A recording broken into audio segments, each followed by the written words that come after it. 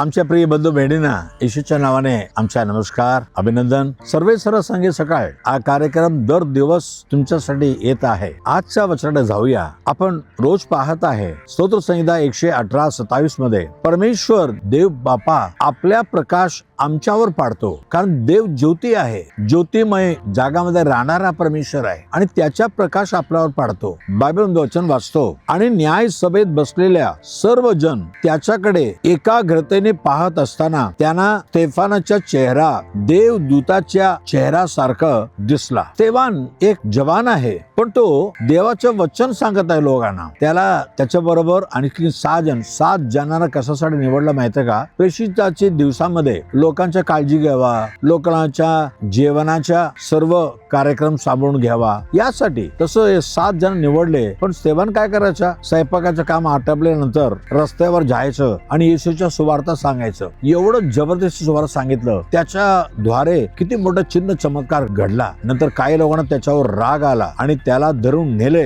म्हणतात आणि वाईट गोष्ट सांगतात, याने देवाची निंदा केली म्हणून. तो देवाची स्तुती करत आहे तर निंदा केली आणि त्याला नेऊन उभा केले. पण त्याच्या चेहरा पाहत आहे किती मोठा प्रकाश आहे. कारण काय? देवाच्या वचनामध्ये प्रकाश आहे. 119 स्तोत्र संहिता 105 मध्ये लिहिलेलं आहे, हे प्रभू तुझ्या वचन माझ्या चालण्यामध्ये पायासाठी एक दीप सारखा आहे, माझ्या जीवनाला उजड देतो. हो, देवाचं वचन वाचन पाहा. आज तुमच्या जीवनामध्ये देवाच्या वचनाला विश्वास करा. देव तुमच्या जीवनामध्ये प्रकाश पाडणार आहे. आपण प्रार्थना करूया. पवित्र देव बाप्पा, धन्यवाद. स्तेफानाने देवाचं वचन बोलला आणि ते ऐकणाऱ्या लोकांनी त्याचा चेहरा प्रकाशमय असताना पाहिलं प्रभू, कारण तुझ्या वचनामध्ये प्रकाश आहे प्रभू. तो सर्वांच्या जीवनात प्रकाश आणणार आहे. आम्ही पवित्र शास्त्र वाचायला पाहिजे आणि वचनाला आम्ही अध्ययन करायला पाहिजे. आज तुझ्या वचन ऐकले, तुझ्या वचनासाठी थांबले, या सर्वांच्या जीवनामध्ये तुझा प्रकाश पडू दे प्रभू राजा. तुझ्या वचन ऐकून त्याचप्रमाणे चालण्यासाठी आपल्याला अर्पण केलेलं आहे. त्यांच्या जीवनामध्ये, त्यांच्या कामामध्ये प्रकाश पडू दे आणि परीक्षा लिहिणाऱ्या सगळ्या विद्यार्थ्यांच्या परीक्षेच्या वेळामध्ये जे प्रकाश पडू दे आणि चांगल्यापणे परीक्षा लिहू दे. प्रत्येकाच्या जीवनामध्ये प्रकाशावर प्रकाश येऊ दे. येशूच्या नावाने मागितो